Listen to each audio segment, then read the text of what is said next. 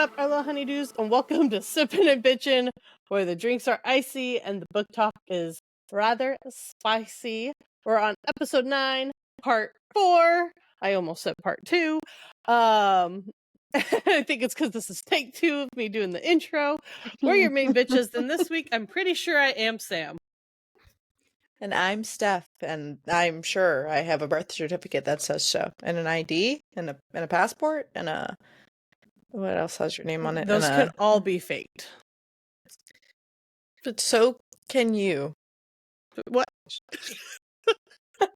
Is someone out there cloning me? Am I being faked? Maybe? You don't Is this know. a threat? Are you threatening me? Like, Unclear. I don't know. It's Okay. fine. We've made it to part Okay. 4. We've made, it's Chapter 15. fine. We made 15 progress. is not bad. We have made progress, so it's okay. Yeah, hopefully we'll get another, few chapters in. I will say I've heard from people that they enjoy the slower pace and the amount of chapters we've done in each episode. So Something to think about moving forward, I guess. I'm not mad about it. Also, this is probably one of the longer books that we are covering. Typically, I want to say we'll probably be covering books between 200 to 400 chapters. Typically. How many pages? Pages or chapters? You said chapters. Pages. It's pages. You said 200 to 400 chapters. What book are we reading that you have in mind and have not told me about yet? Because I'm scared. Hitchhiker's Guide to the Galaxy. Actually, I still don't think that that's even close. But still, it's fine. It's fine.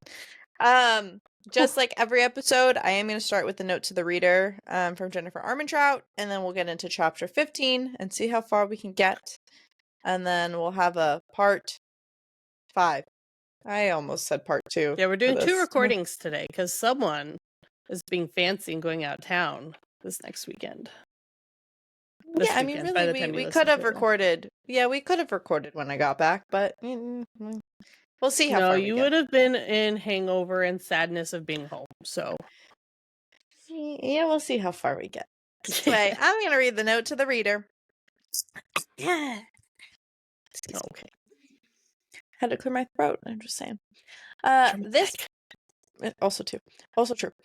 This book contains themes and or discussions that some readers may find difficult to read. While there are no graphic scenes, there is mention of sexual assault, suicide, the death of children, and discussions of verbal, psychological, and physical abuse. If you need to talk with someone about your experiences, there are people waiting to help. And I will put the phone numbers and the resources provided in the description of this video and of this episode. Yes, we do get into some of that trauma in these chapters if we make it through all the ones that we have. So it is good to note that. Correctamundo. All right. Chapter 15. I've stretched my back. I'm ready to fly. Dive into this. Oh, I remember we ended this because I remembered I did a lot of notes for chapter 15. We'll see how far we get. We ended with that damn pedestal. Always the damn pedestal. Ash's crown is missing. Yeah, Colas has, summoned thy crown because he is technically the true primal of death. And there's this moment. Yeah, a crown, not 2, since Ash is technically her king, their king. Her consort. At this moment we're being technical here. It's not his crown. Ash lifted the crown and turned to her. Silently, he placed the crown on her head, and before she could even register its weight, the crown shuddered. The room was suddenly awash in bright golden light.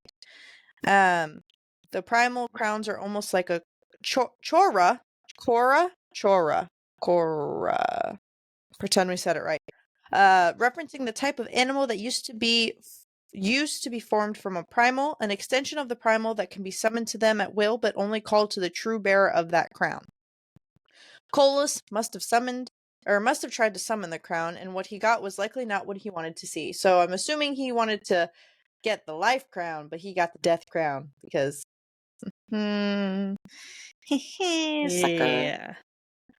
But yeah, this is a big turning point because I think really in this moment as we get into the chapters, we'll see what happens. But I think this is where his plan starts to form in his brain, especially the summoning and the whole deal. Like that realization dawning, and he's like getting desperate, and he's like, "Okay, this is my go time." Exactly. So there are a lot of Draken, and there are names that we haven't heard before. I wanted to note this because, well, I thought that it was important to me, so it's fine. But there's people. There's Drake people. I don't think Draken are people. Heart people. Palace, a large, striking gray and black Draken. Ethon. Sorry, the same page as Ethon. We have a But yeah, problem, guys. there are 10 of them. Nectus wasn't there yet. Reaver was taken to Mount Ree. Leora She's is not another happy one. about. Correct. Leora was another one that was mentioned, along with 2 more Draken, who would likely remain at Mount Ree to watch over the younglings. I wonder how, like, the Draken are going to end up helping them in this quote-unquote war that is inevitable at this point, let's be honest. I'm wondering, I know we're going to get to it, but I made a note to talk about a specific Draken and their part in this situation, because I do think that there's some sort of, not redemption arc, because there's not a redemption arc, but I just, we talked about it earlier. No, I just read something else, and I'm Confused and concerned. Taking a screenshot for you. It is about this book, so I figured. Okay, then we're getting ready for Rain to announce their arrival, and Sarah's just like, I wish we could enter without it being a big deal. LOL. And Rain is like, it's tradition. Seraphina is not traditional. I just want to say that, but we already knew that. And Ash is like, give us a couple of minutes before they make the announcement. And so they're alone, and Ash goes, do you remember the last time we were here? And she says, of course, it was when I realized I was in love with you. And he's like, is that what you wanted to say when you told me you wanted this union between us? And she was like, yes, but I was too afraid and thought. And he cuts her off with a kiss. Because he's, pretty great. Then he says, when we were here last, I told you your beauty captured my breath. That remains true, is even more so now, but it is your strength and your courage that have truly ensnared me. I like the word ensnared. That's very...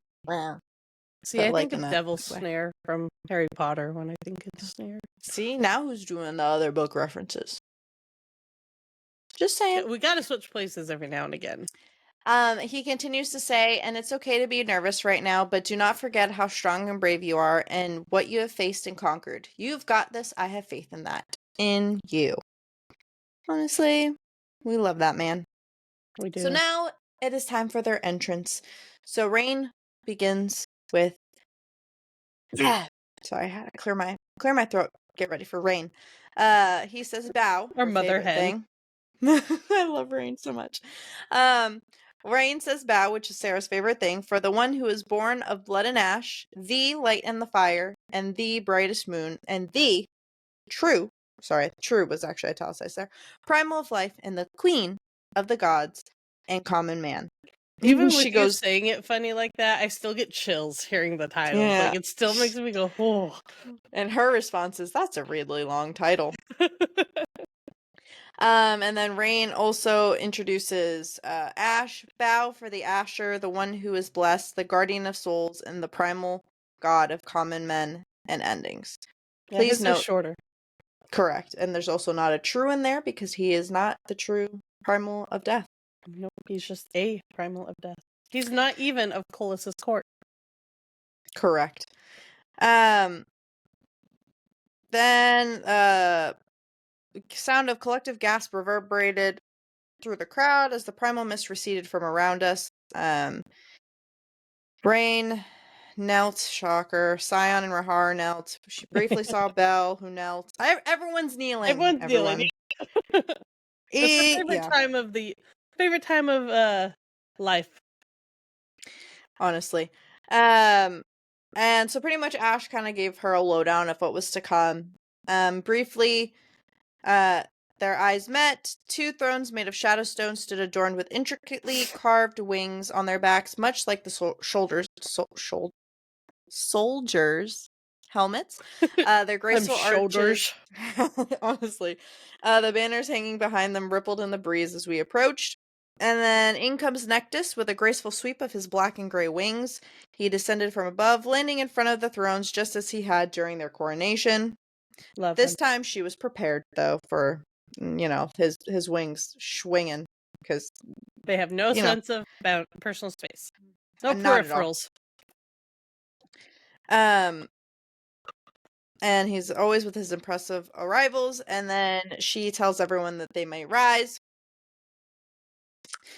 And then she was like, essentially, fuck this. I don't want to do this while sitting on a throne. So she's like, I want to be closer to them. And so she apologizes to Rain as she gets up and passes him. And she goes on her speech of her spiel of, I'm sure you're wondering what we're doing.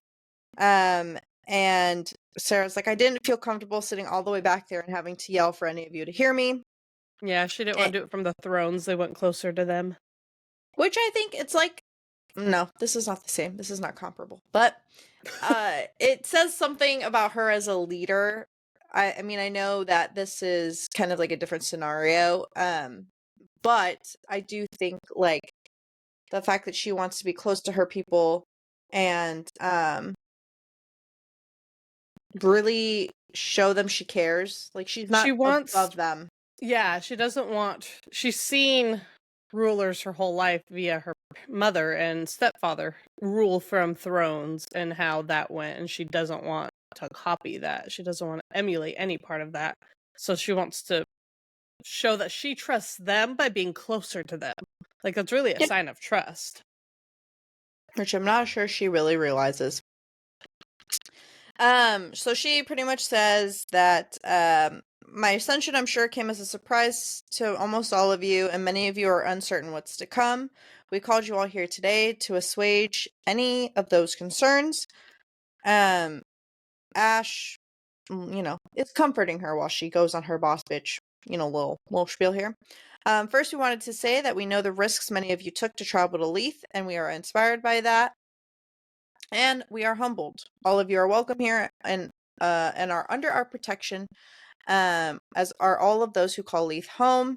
We are working on ensuring that each of you have shelter and food. I will say that she has really prioritized the people even through her transition.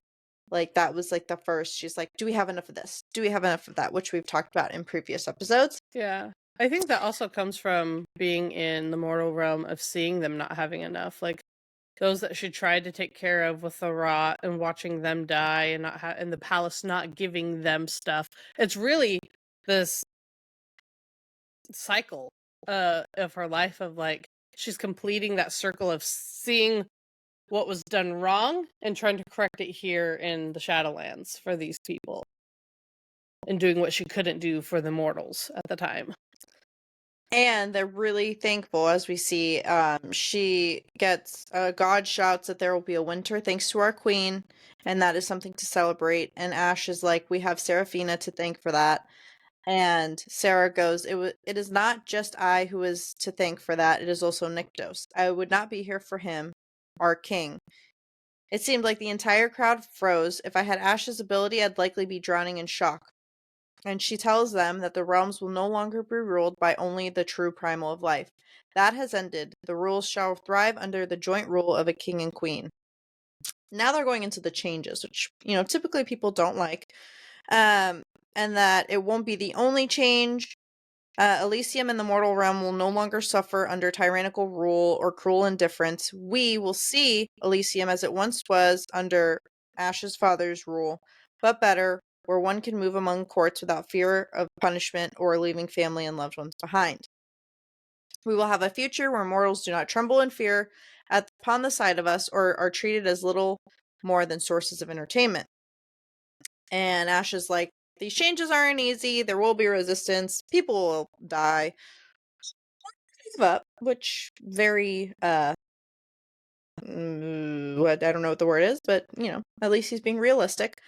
We're going to make wonderful changes for all of you. Some of you will die, don't worry, but it's going to be great.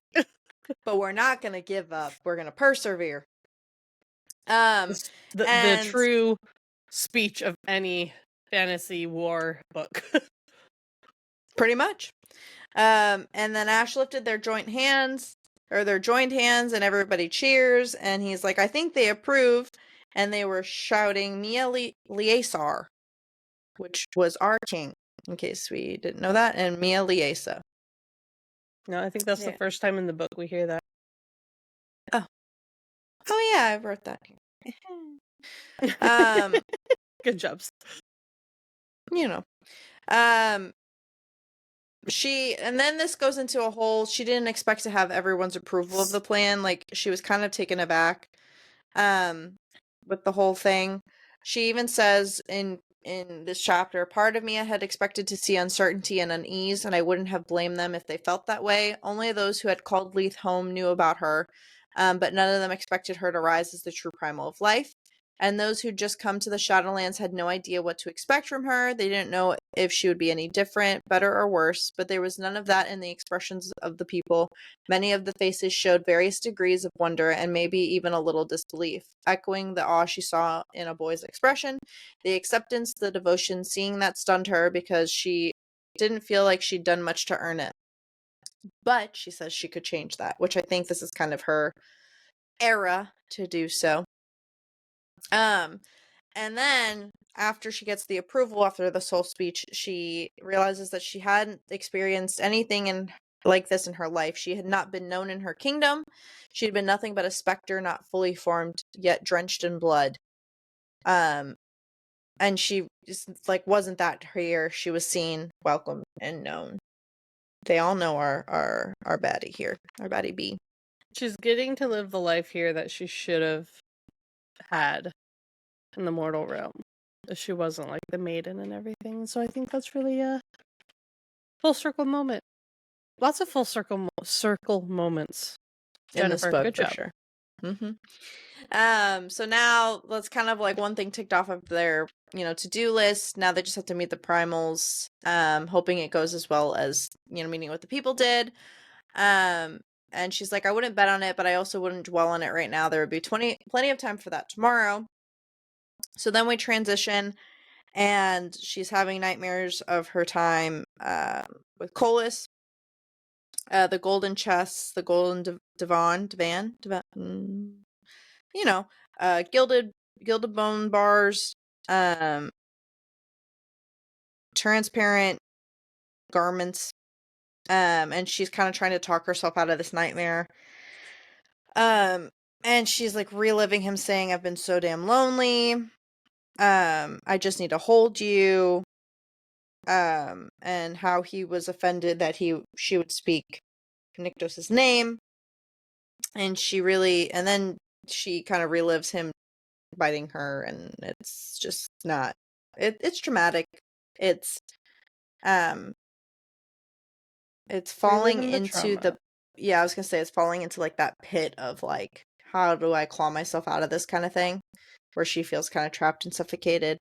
And she's kind of pulled out of it by Ash saying Liesa, and he's waking her up, and he's breathe through it, she's having a panic attack essentially. And he asks how she's feeling after he pulls her out of the panic attack, and she's like, okay. And then she starts to apologize, and he's like, don't apologize for that. You have no reason to, nor any reason to feel embarrassment. And he's like, or she says, I'm a primal, and he goes, a newly ascended one, and she's like, I'm a grown-ass woman, and he's like, I don't think age has anything to do with that. And she just feels... Note to our listeners, it does not have anything to do with it. Your Correct. age is not about your trauma. No, it doesn't. That trauma knows no bounds. Yep. But she feels like a mess, a hot, nauseous mess. And he's like, do you want to talk about it?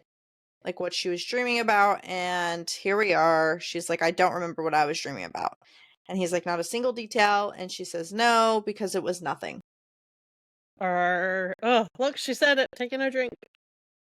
I ran out of Alani. Okay. I know, it's the story of my life. And then she tries to shrug it off, and she's like, we need to go back to sleep. Morning will be here soon. And the tension didn't leave his body, and it didn't leave hers because he didn't believe her, and he shouldn't because trauma. But also, He I knows like that he, he's been there. I like that he doesn't push her, though. I think it's very important to note that you do need to process your trauma, but everyone, like, on your own timeline, you can't force yourself. And obviously, this unravels throughout the book, but she definitely does it on her terms. You can tell that he is frustrated by it, and I think a lot of that it's not frustrated at her necessarily because she won't talk about it. It's just frustrating that she won't listen to him because he's been there and he's been in her position, and so he knows a lot of what she's feeling. She also does the same thing to Eos, though, too. Mm-hmm. Which I know it's different because, like, that's her partner versus, a close friend, and, like, I get it, but also Eos was in the same position as her in terms of she's literally been through that as well, so. I mean. But it's hard on all of them. They've all been through similar trauma involving Colas. They all have a hard time talking about it, but they all want the other person to know they can talk. It's this vicious cycle between them. Yeah, and it really it does come to a head, in the coming chapters, but it's still something that it's like the equivalent of a slow burn, except the slow process to get out of Slow heal. Slow heal. I was trying not to say that, but yeah, and essentially that's what it is. Listen, you can say they're healing the earth, healing the nature. So I'll say it's the slow heal. True. So we go into chapter 16, and Ash and Sarah are having it's a very tense little moment here. Not the fun tense that we like. No. So she's trying to eat while Ash is writing in the Book of the Dead, and she had no appetite, despite her always being hungry, and there was a strange metallic, almost sour taste in her mouth. And she's kind of reliving that nightmare, which, listen, y'all already know she has some trauma she got to work through, and she's not, unless she's ready to talk about it, she's not going to talk about it. So then, they're talking about her powers. Well, she's chewing on her fingers, actually, but, nervous instincts. Yeah, nervous tics, and, she's like, you're not even looking at me, like, how do you know? And he goes, I'm always looking at you. And now she's trying to will the knife to lift into the air, and the knife flew in the air, and then she kind of shouted, and she broke her concentration, and the knife plummeted back down. And he's like, why have you moved on from slaughtering innocent glasses to throwing sharp objects? Because she's trying to, practice using her will. Listen. I love how she says, I thought I would be more comfortable working with a blade. I was gonna say, our women have a obsession, just like a gravitation toward sharp objects. It's not. We like the pointy. And he's like, perhaps you should stick to the ledgers and soft, non-pointy items. And she's like, perhaps you should mind your business. And he said, I would, except I'm worried that this may end with you having to regrow an eye, or we'll end up without glasses to drink from. And she's like, maybe I'm faulty. And he's like, the more I think about it, the more I realize you might have a point. And she's about to rock his shit, dude. And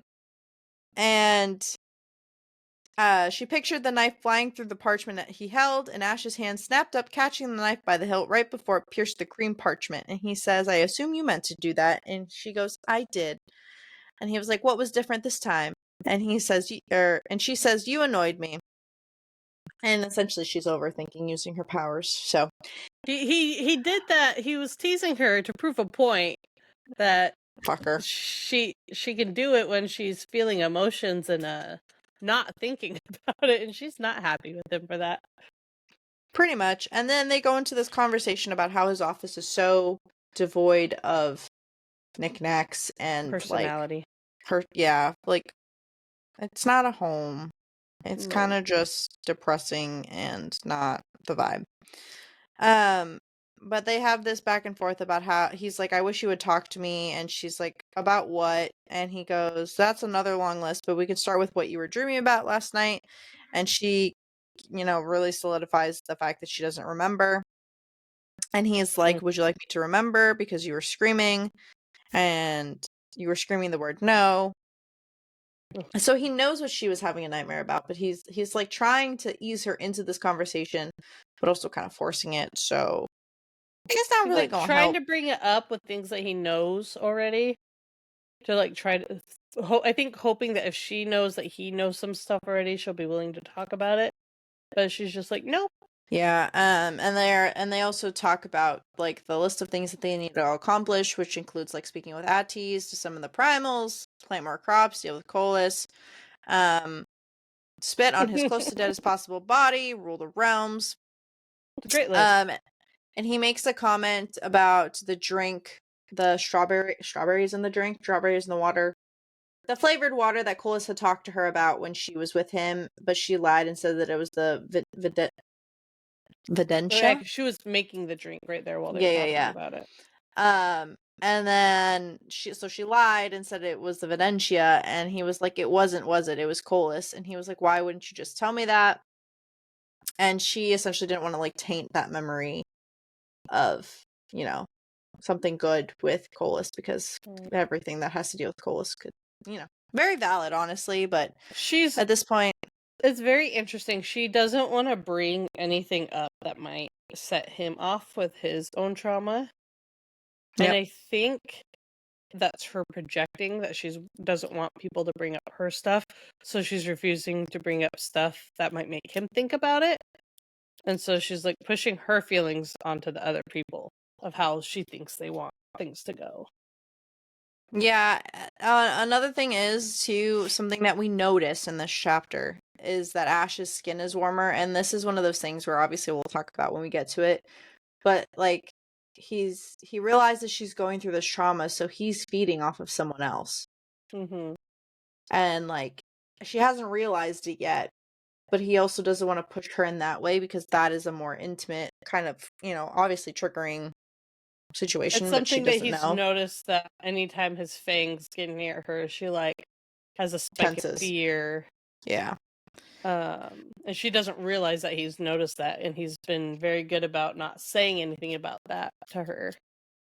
Yeah, and so there, Ash is like, I really wish you'd talk to me, and he's like, it's all right, to not be okay, to not always be strong. And Sarah's like, Nectus said something like that, and he says, I'm sure he did. He said that to me before. And Sarah's like, well, why did he tell you that? And he was like, my father, not knowing my mother, Colas, Vestus. I could keep going, but I think you get the point. And she goes, but you got through it because you had to, right? And you were able to do that because you're strong. You're a survivor. And Ash says, so are you. And she says, I am, but that has nothing to do with survival. And she's downplaying, like she's shrinking herself down. She's putting herself in this little dark corner box thing. And he says, it has everything to do with surviving, Lieta. And she's like, I get what you're saying, I do, but I am okay. And then she feels like a sudden charge of energy. And she's like, I feel something. I don't know how to explain it. It's like the air. I can feel the air changing. And he asks if it's Colas, and she said no. But it feels like something is coming, something powerful and ancient. And then a portal appears. A portal! Portals! And a portal, an ancient comes through it. There's something funny about her sentence being the first thing I saw was skin. I'm glad it's not scales or something like that. Just that sentence for some reason or is funny. snake slithering out of the portal. That would have been so funny. Yeah. But essentially it's an ancient who says, I've come to retrieve the primal of life. And they're like, what for? And the ancient goes, you've been summoned by the true primal of death Dun dun Bum, bum. dun. Really ominous, I know, guys. And then we go into chapter 17, and Ash is out here like, what the hell you want her for? Or Accurate. Colas want her for. Yeah. Oh. Yeah, so this is where we meet Aiden. That's his name. We love him. He's a great guy, you know, very very sweet, very nice, very considerate, Jury's and still out on Aiden. everything I just said is bullshit. He's an asshole. Anyways, Jury's still out. Unclear. jury is still out, and the jury is out on all the ancients for us right now, or yeah, that are fates. Correct. Even our friend Holland, which we don't like to talk about. This is my thing. Hold on, wait. Mm-hmm. Well, I guess we can talk about it in the next chapter. But there's a thing about Holland that I'm interested to kind of dive into, but we can do that when she's talking to Penelope. The thing that I told you I just read, it was about Holland. I sent it to you in our DMs, but yeah, it was about him. So it always is. It always is. But anyways, he says that Colas had asked the array to help carry out a request because they are there to monitor discussions and make sure things remain peaceful, because when you have an array come and help you with a meeting, you can't fight each other. It's not allowed. That's why the array's there. They make sure no fisting. Oh, bad term. Bad term, I regret it. No fisticuffs are happening. That's the word I meant. It's okay. We know what you meant. This is going to be all over the internet, and we're probably going to be the ones to put it there. Anyways. And he says they're basically saying that they can hazard a few guesses as to why he wishes to meet. He probably wants to know about Satoria and us to pledge our loyalty to him. And Ash says we already know our answer. It starts with go and ends with fuck yourself. We love Ash. You have your answer, go tell him. And then he tells him that's not how it works. It can't be denied. So basically when they ask the array to step in and to help them with this, you can't deny that summons. You gotta go. Bad things will happen.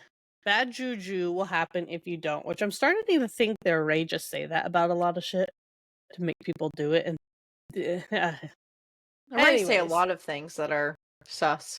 Yeah, there's a lot of things you can't do unless you want to upset the balance of the earth, and I think it's just them wanting to play God. We need to also start taking shots when they start saying balance, because they also say that a lot in this book. Shots of water, please, because I don't want to die. That's also true. Maybe we'll take shots of like the vitamin shots. We'll just take a lot of vitamin shots. We'll be so healthy. Correct. And so she knows that she can't deny it, and Ash isn't happy about it. Shocker. Shocker. They knew this was going to happen at some point, that they'd have to face him, and Ash is upset because he said on our terms, not his, never his, and not to fulfill whatever perverted entertainment value he will surely gain from this. And Aiden says, I'm not sure what perversion it is that you speak of, but neither the primal of life nor the primal of death will be able to lash out at the other while in the presence of an array. Sure. He says there'll be no fighting or violence of any kind, but that's a lie, and we'll see why soon. But it's not between the primal of death and life, so they do keep that. But the meeting can only be between the primal of life and the primal of death. So Ash can't go. Pretty much. Because he will escalate the situation. He can't even step foot in Deos. Like, he can't be there, like, at all. And he says, and I can see why, he's nearly as temperamental as the creature his father gave dual lives to. I mean, not wrong, to be honest with you. I think they're two peas in a pod, so. Yes. Ash is mad that he's serious about this, and he's like, you know what he's done. And the ancient's like, I have no choice. And Ash is like, you are a fate. You are not merely a messenger. And it's kind of true. Like, he is a fate. Like, the fates, I have problems with the fates, man. I think they're just messing with everyone. But anyways, he's saying, oh, trust me, I'll make sure balance. Oh, there's a word. There's a word. Balance remains. I told you. Took a sip. He says, do you even know? It's very interesting. He says, I'll ensure that balance remains by any means necessary. That does not mean I enjoy doing so. And she says, do you even know what it's like to enjoy anything? And he said, does Holland? It's a very interesting question. Holland's with Penelope. I took that as a love thing, like I enjoy being with someone, like, you know. Honestly, I went with sex, but like could just be. I did not go to sex there, which is interesting, but it could be. Oh, what if Holland is just a lie, dude? What if he doesn't have emotions? What if it's all a ploy? I feel like Penelope would know that, though. Oh, anyways. Would she? I'm scared, guys. We are scared that Holland is actually bad, and it's fucking with our minds. True. But they know what's at stake. They know what's at stake. They can't really deny this is what's going on. Enter Nectus. He's like, what's going on? They tell him what's going on. He calls him a son of a bitch. He's not wrong. And this is where we learn Aiden's name. It's from Nectus himself. Correct. He's like, no, the summoner sets the terms. If they had summoned an array first, and he says, don't turn this back on them, Aiden. Like, don't blame them for this. Correct, nerd. They won't seek to waste your time as Colus would, which is exactly what will come of this. I love Nectus. But anyways, they're basically saying this is a waste of time. There's no reason to do this. But Aiden's saying, I can't change it. And everyone's fighting. Like, everyone, nostrils are flaring is what's going on. They think he's listening in on them. It's a fun time. Ash is threatening him by saying, don't start with the thread stuff, because it's like the future exists in several threads. And it's like, dude, stop talking. No one cares. I mean, we care, but we want real answers and not just some thread bullshit. Yeah. Nectus is telling Ash he needs to calm down. And it's basically a very intense, heated moment going on right here. They're all just like super tense, saying we can't do this. Aiden saying the summons needs to be answered. And Sarah and Nyctos want a minute to talk. And Nyctos says it won't hurt anything to take a few minutes. So they do that. And it's basically Sarah having to tell him, like, it's okay, I'll be okay, you gotta let me go. And him hating it. So I feel bad for Ash in this moment, because he gets Sarah back from Colus, and she keeps being taken away from him, and he can't do anything to stop it. Like, there's the moment with the riders, and now there's this summons. Like, there's so many things happening that he can't control, and all he wants at this point is to protect her from everything she's been through. And to have these people coming in and saying, you can't do that, like, I feel so bad for him. He's trying so hard. It'll be fine. She'll be fine. And so they have reassuring sex to make sure that they know they're alive and shit like that. And Aiden can't believe that they're doing that while down the hallway from them. It's a great time. But he tells her he loves her. And he tells her some other things too, I'm not gonna say. She says there's no way Cole still believes in her, because they're now because Ash is wanting her to pretend she's Satoria still. And she's basically saying, like, I can try, but I know there's no way he's gonna think I'm her. And he says, do and say whatever you need to convince him of such. And he says, promise me that whatever Cole says or does, it won't leave a mark. And she says, I promise. And then it cuts to them traveling. Mm-hmm. It cuts to them saying, splitting open the realm to travel from one location to another in a matter of seconds was what Ash had done in the past. It was a form of shadow stepping that only primals and the oldest gods were capable of, and of course the ancients. It just hadn't realized that that was what Ash had been doing. I'd always closed my eyes, and even if I kept them open, I probably wouldn't have been able to see past the whirling shadows.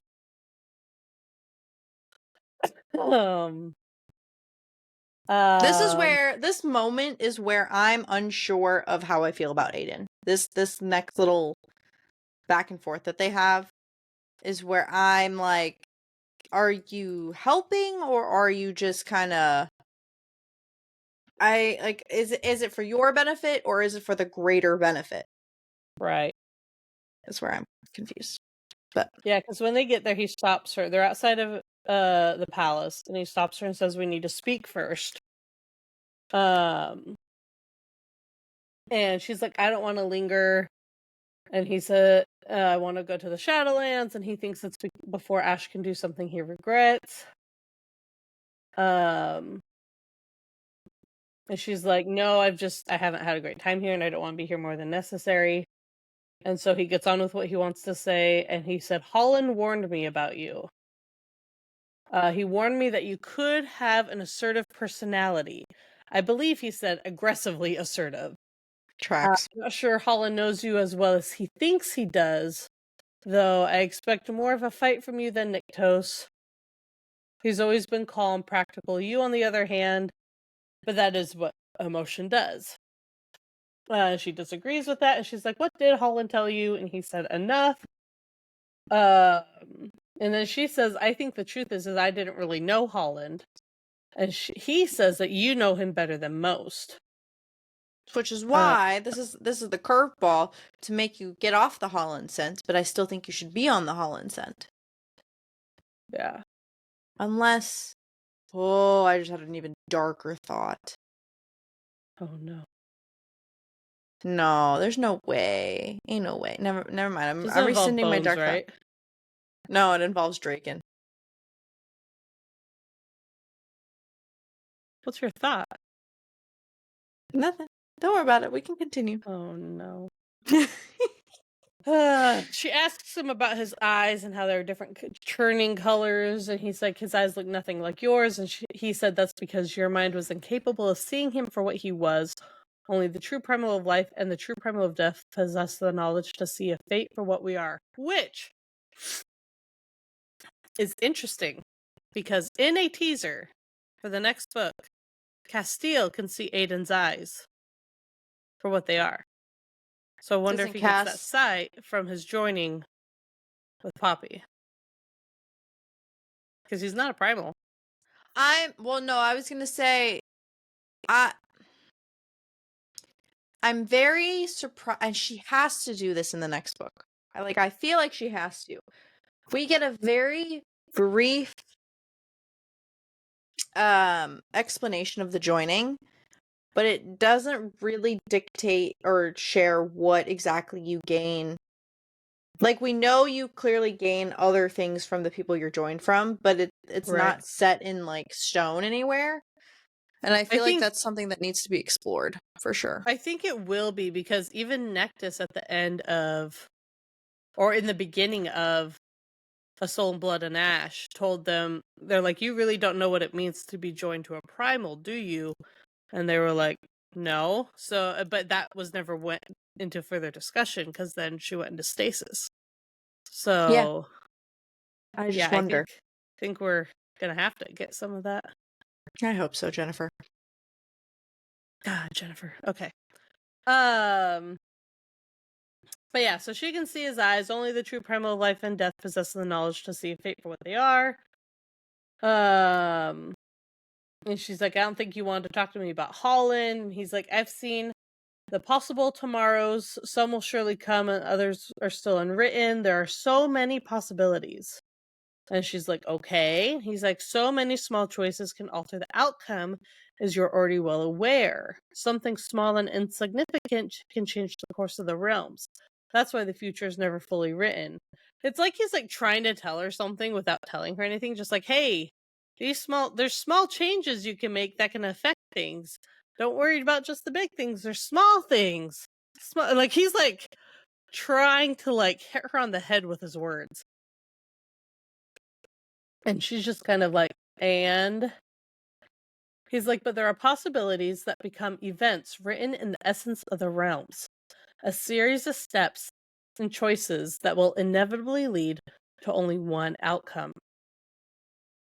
If wars break out among the primals, the balance will be unsettled in ways that will have dire consequences. My brethren who went to the ground will be disturbed. And she says they will awaken. And he says consciousness will return to the oldest and the strongest of them. That is no small step, but one of many that will lead to their awakening. Just as Kolos' betrayal of his brother was a step, what Aethos did altered it, but it was another step. The blood you took from Nectus was one more. Nyctos. Sorry, Nyctos. I hope she didn't take blood from Nectus. That'd be real bad. And she said, I didn't realize the ancients were such lurkers. And he says there's a... Consciousness is not the same as awakening. Kolos gains consciousness, but not corporeal forms. Yeah, I got that. Thank you. I got there. Same concept. Question mark. Yeah, but it's just a step towards like them gaining consciousness is a step towards them awaking. Yes, what he's saying. But like, so this is now going to be but like the next book goes like that's another step. You know what I mean? Like they are contributing to it. Yeah, all of these are steps towards them regaining consciousness and slowly starting to awake. And we know what eventually wakes them up is Poppy ascending. Because it says later, we'll get to, if we make it to this chapter and this part and the next, they say that the arising of a true primal of life and death will lead to the awakening of ancients. Correct. Big forked in the chat. Big forked. Anyway, sorry. There's a lot that we don't realize. Yes, there's a lot you don't realize. And she says, why do I have a feeling you won't fill me in on all those things? And he says, balance. I'm taking my sip. This is where I'm this is not just where, but I'm confused because we have this whole balance conversation, but there are two sides to this coin. There's a side in which they say that Ethos's plan wasn't flawed, essentially Cliff Notes version. It was like Ethos knew what he was doing, he saw this, he was smart, he planned for it. The other side of the coin is clearly his plan was flawed. What was he thinking? We don't understand, whatever. Aiden in this moment says Ethos saw this and he had a plan. And she sarcastically is like, well, what a great plan that turned out to be. And he doesn't necessarily have a plan. Yeah, like it doesn't negate what he's already done. Yeah. So I'm just confused. Really. Which one of our fates helped Ethos with his plan? Because there's no way he was able to do everything on his own without the help of them. There's no way. There's also an ancient we haven't met yet that helps them. She said that in that call. She said there's one that we haven't met yet that I thought it was that betrayed them. Because we know one helped Kolos, but we don't know who that is yet. Oh, it helps Kolos? I thought it helps them. And then they said we have met the one who orchestrated everything. I don't know, dude. Let's see if I don't know. Down in my... Haven't met the ancient who took the star, but we met who set everything up. Yes. Okay. No, that is betraying them.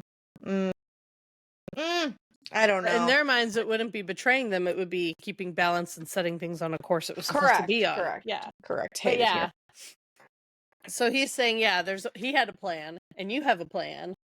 And then he says, together we have a plan. Yeah. Yeah.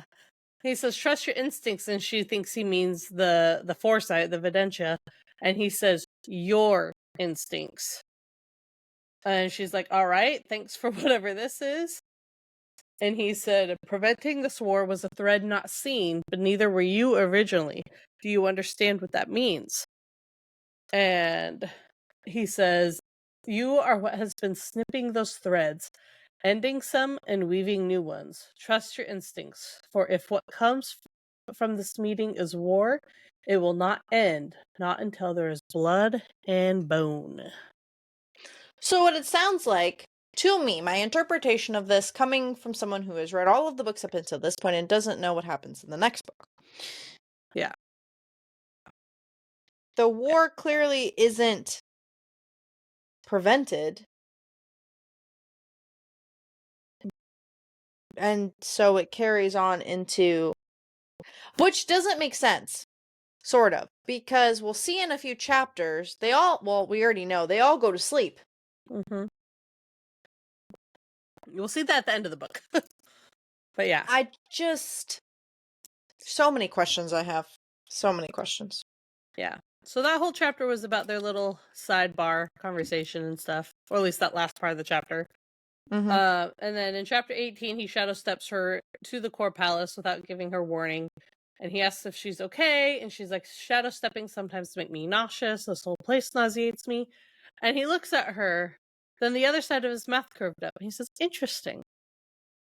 I hate all insinuations, Jennifer." You can ask Stephanie. I was bugging her throughout this whole read of like, "Oh, look, here's another hint." She's very upset that no one knows that Sarah's pregnant yet, including Sarah. Took including too long. us. I don't know if the it reader. came from having 2 kids myself, but I'm sitting there and I'm like, no, the damn signs. Anyways, so he says that's interesting, and she's kind of haunted by all the words he told her. And they're wondering how long it'll take to receive us, and she's like, "I know exactly what Colas is doing." And she says, "By making me wait outside, he's making it known that he doesn't consider me his equal. My mother used to do that when nobles she wasn't fond of from other kingdoms visited." He says, "Your mother sounds like a lovely person." She was something, that's for sure. She was something. But she's not surprised by this reception at all or how they're being treated. Correct. It's kind of what she expected, especially with her time here. And then she was actually kind of insulted by the lack of guards. Like, there hadn't been like any sign of like extra guards, people on the lookout, anything. And she's like, "I'm not a patient person." And he says, "It's something you'll eventually learn to be." And she said, "How old are you?" And he said, "How long has the realm existed?" And she says, "I have no idea." And he says, "Neither do I, but I'm that old." Mm-hmm. She says, "Gods are even older than Nectus." Which is a wild concept, considering how old. Like, clearly, like, Nectus, time is so complicated. Nectus was the first dragon to be turned into a Draken, but Aiden was there when the realms were created. Mm-hmm. Like, it's... We need to read Fall of Wrath and Ruin. I know. So bad. I'm scared. So bad. And he says, "All of us are." And then she thinks about Holland and how old that makes her. And that's kind of disturbing to her. And she is feeling that another primal has arrived. And she's like, "I was unaware of other primals being here." And he tells her only Nyktos was prohibited from attending. So basically, she had to go alone, but he could have whatever guests that he wanted. Correct. He said, "The summoner," she says, "Yes, that's the rules. I heard you the first time. What are the rules regarding the other primals and fighting?" And he said, "There can be no violence of any kind among the primals. You have nothing to worry about." And she's like, "I'm not worried. I'm disappointed." Mood. And then she says, "Fuck it," and decides to go into the palace. And he's like, "What are you doing?" And she's like, "I'm not waiting." She's like, "I'm not going to play his game. I'm going to go in there and find him myself." And so that's what she does. And he's like, "We should wait longer." And she's like, "I waited long enough." And he's like, "We were only there a few minutes." But that's enough for her. Correct. And So she's going on a rampage in there, looking at all the gold shit. And then, speaking of gold shit, the gold doors opened, and the golden motherfucker himself appears. Accurate. Callum. And she's like, well, now I know why I suddenly felt something profane. And he smiles at her. He says, Seraphina, I see you're as charming as ever. And as inappropriate. And he's like, you're dressed worse than a common tavern wench and not fit to meet with the king. And you were supposed to wait outside. And she says, I got tired of waiting and I'm meeting no king today. Ballsy. And she's like, how are your arms feeling? And she says, how's Colas feeling? Last I saw, he had a few extra holes in him. And he says, you'll see for yourself soon enough. Come. And then she sees a statue of Colas, and she said, Colas has a statue of himself as decoration? And he says, of course he does. He's the king. And she says, of tackiness? And he says, what are you the queen of? The queen of nothing? No, that doesn't sound right. How about the queen of lies? And she said, honestly, the queen of lies has a nice ring to it. I kind of like it. And he says he was hiding the whole time. And he's kind of going back to, he's thinking about Satoria. He still thinks she was lying about that. He says, my sister, she had everything you'll never have, starting with class. He said, and yet Colas sought to dress her in a manner that exposed every part of her body. So classy. He says, deep down, maybe he didn't. Callum is in such denial about this. And this is something that Jennifer addressed in the Zoom meeting as well, is that people were saying, how could Callum treat her the way he does, or be friends with Colas knowing what he does to her sister? And she had to remind us that Colas is very smart in what he did and did not allow Callum to see. So while he did this shit to Satoria, what did Callum actually see of it? None of it. He didn't see how he actually treated her. And so, in his mind, Colas would never do that to his sister. You kind of see him interact. I don't know. Love, I guess, makes you do whatever. I don't know. I don't know what to say about Callum right now. Yeah, that's another one where the jury's still out on. Mm-hmm. But yeah, so she's like, oh yes, that's exactly why. He would never treat her that way. Never mind the fact that he thought to hold her captive again and force himself upon her. And he's like, you have no idea what you're talking about. She says, I never understand how you can justify Colas's actions towards someone you clearly loved. Callan doesn't say anything. And she says, then again, I'll never understand how you can stand by while Colas collects his favorites in an attempt to replace her either. And he says, they were all sad attempts, especially you. You are the saddest of them all.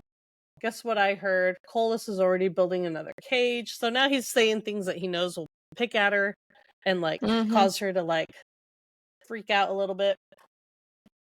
Wonder who he plans to have in this one. You, perhaps his nephew. Yes, it will likely be Nyktos. It's all King can talk about. Oh, he says, we know what will happen to you. It's all King can talk about. And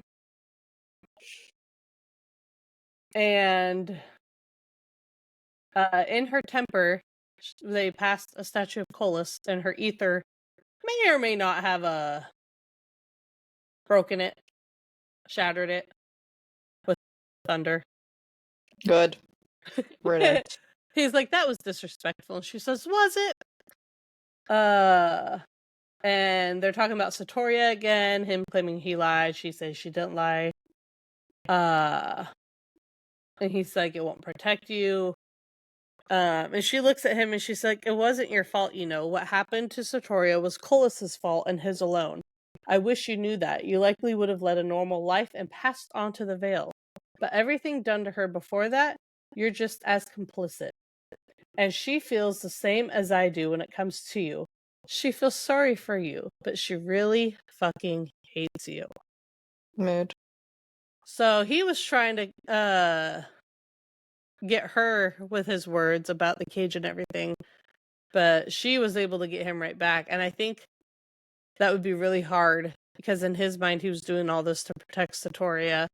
And even though he says he doesn't believe her, I think there's a part of him that wanted to believe that she had Satoria in her. So hearing that, saying that like she really hates you, like that would be really hard on him. Really hard. But then she looks at Aiden and said, "The rules you speak of, does that apply to everyone?" And he smiles and says, "No, it does not." And she said, "Good." And then she took his dagger when he wasn't paying attention because she's faster now. She was faster than him before she ascended. She's even faster now. And essentially she kills him with his dagger, and she says that felt good. And he said, "What a strange thing for a primal of life to say." And then they're talking about she's asking if the ancients approve of the revenants, because he said, unfortunately, when she said he'll be back, and he says it keeps the balance, and she says that's not an answer. And he basically says that the revenants, he says what everyone else in From Blood and Ash have told Poppy and all of them about revenants, is that they're a mockery of life. They're not something that should have been allowed. And so but also they recognize that Callum is something more, which I'm still confused what that means. They say that the revenants kept the balance, but that they're a mockery to life. So it shows that you can keep the balance, but do so in a way that's not good or approved of. All they care is about the balance being kept. Gross. Anyways, this is what I found interesting. Reanimated flesh and bone is little else. This one is something more, and we know that about Callum. But then she says, "What of the ascended?" And he says they are only slight improvement. They have souls, which is very interesting because you still can't feel anything from them. They have a soul, yet Poppy and them can't feel anything from them. They have like a shroud around them. Yeah. She wasn't expecting him to say that.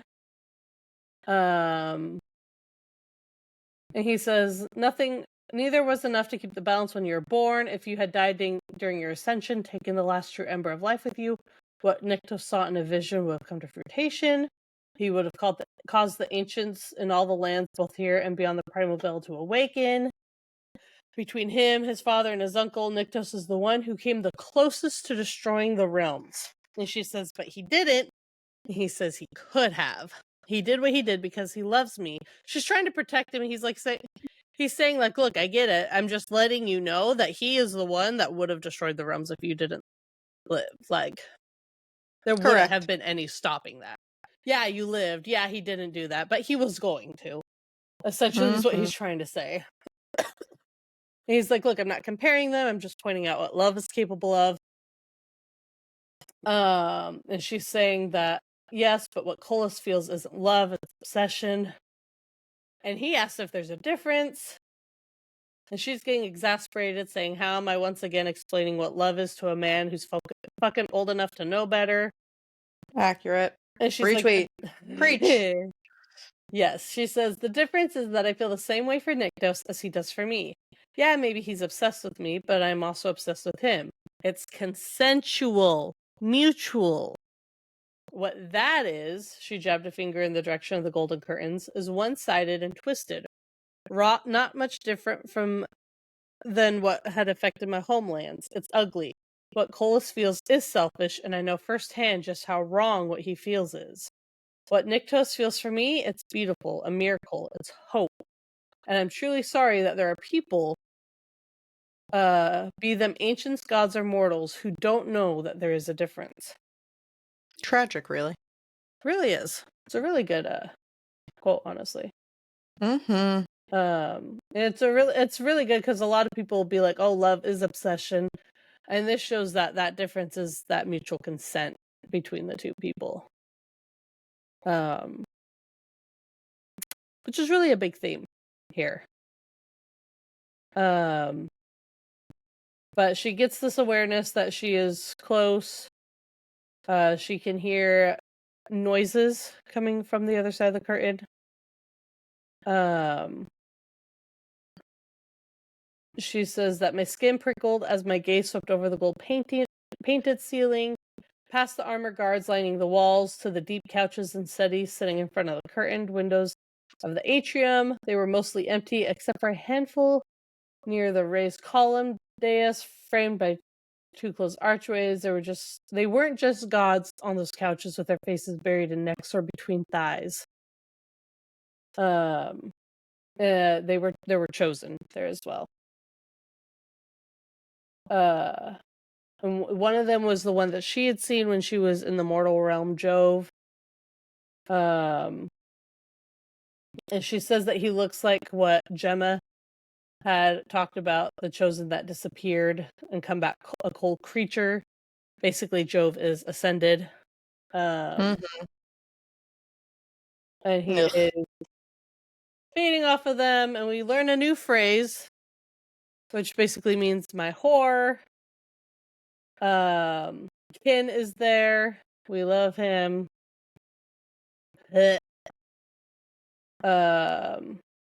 He's taunting her, telling her to get on her knees, show him the respect he deserves. It's giving Cass. It was Cass. Sorry, now I'm confused. When the slutty meeting? Which one of the two had the slutty meeting? Where she had that was Sarah and Niktos, wasn't it? Where she had to sit on his lap and he had to be really because they had to believe that it was she Addie's. was. Yeah. Okay, I was about to say, are you thinking of Akatar now?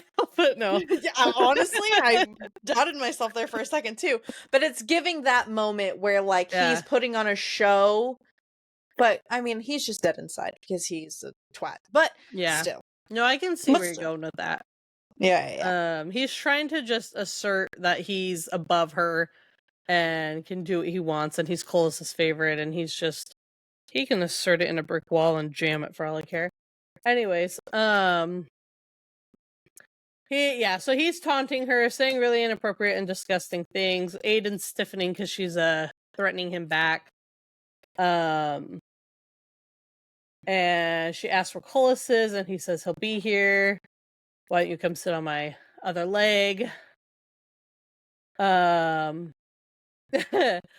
is examining him with disgust, and she says, you created them. Well, you created his parents.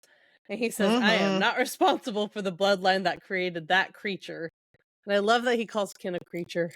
And she kind of gets curious and says, who did you create? And he's like, that's none of your business. Gross, disgusting. Oh.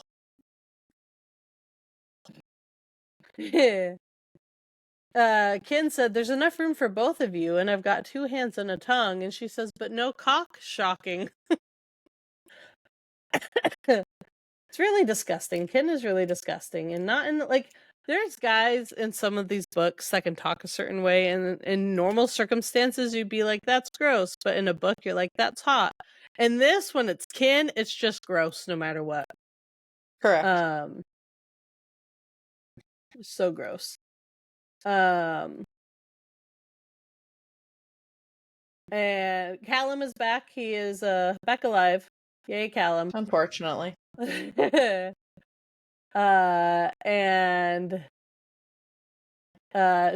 Kin is hurting someone, and Sarah's moving, and Aiden's like, Sarah. And she's telling him, she basically rescues this girl from her.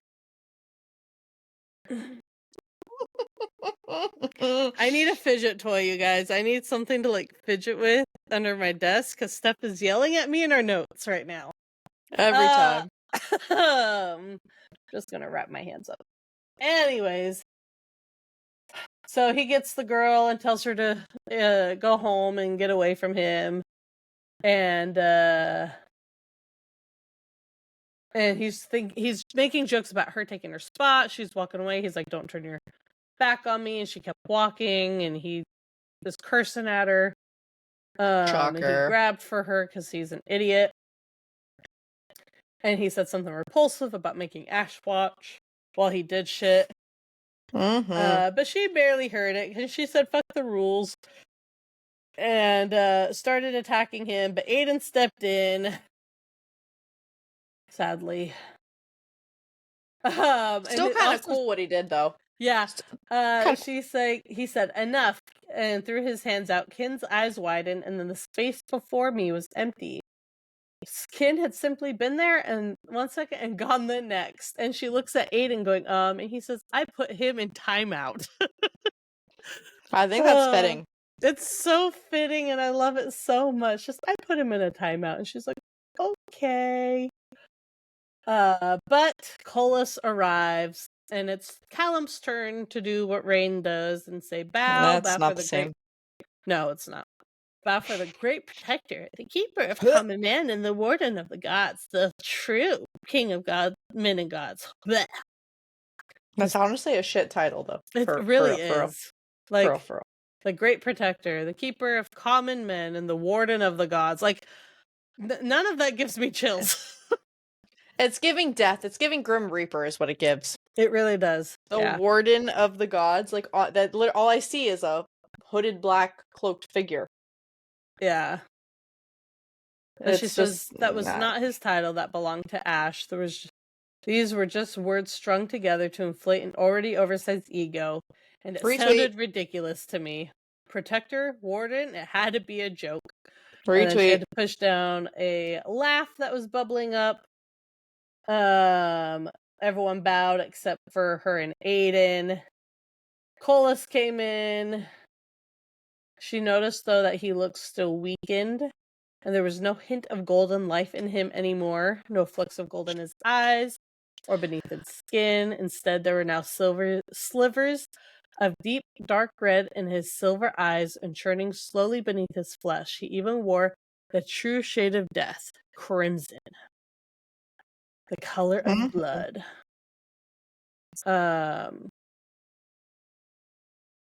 And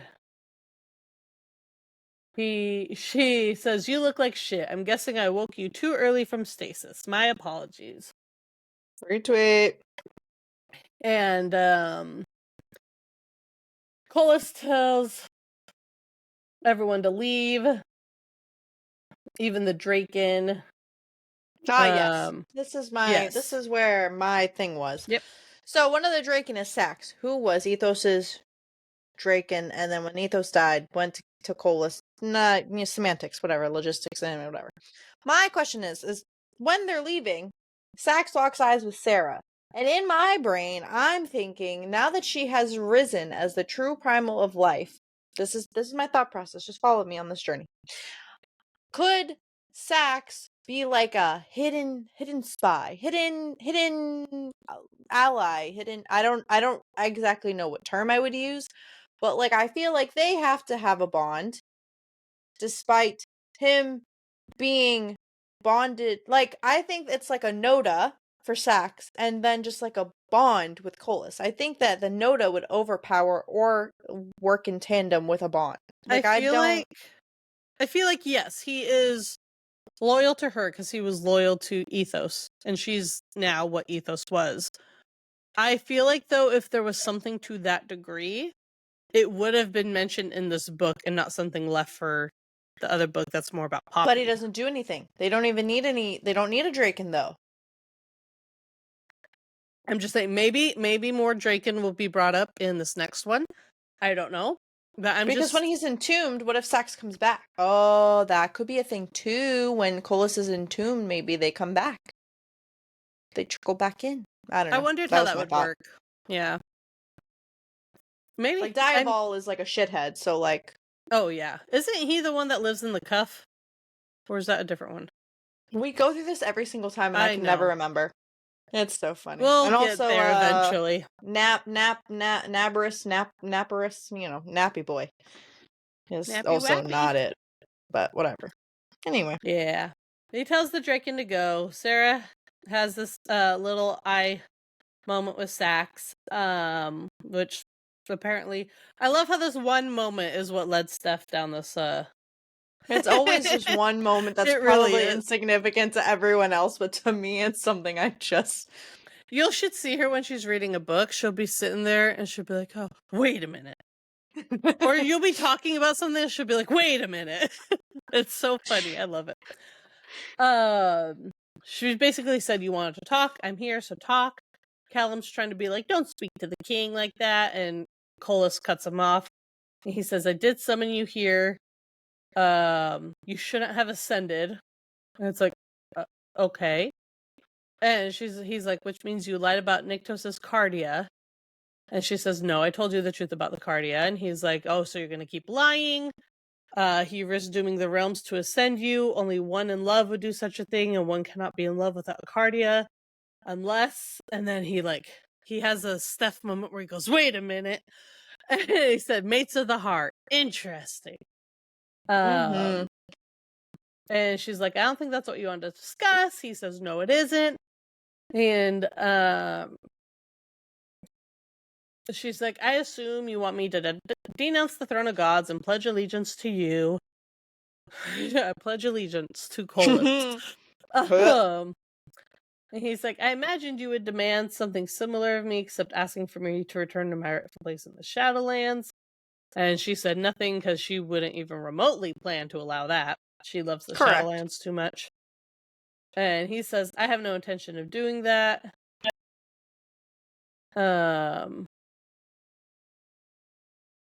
This is wild, though.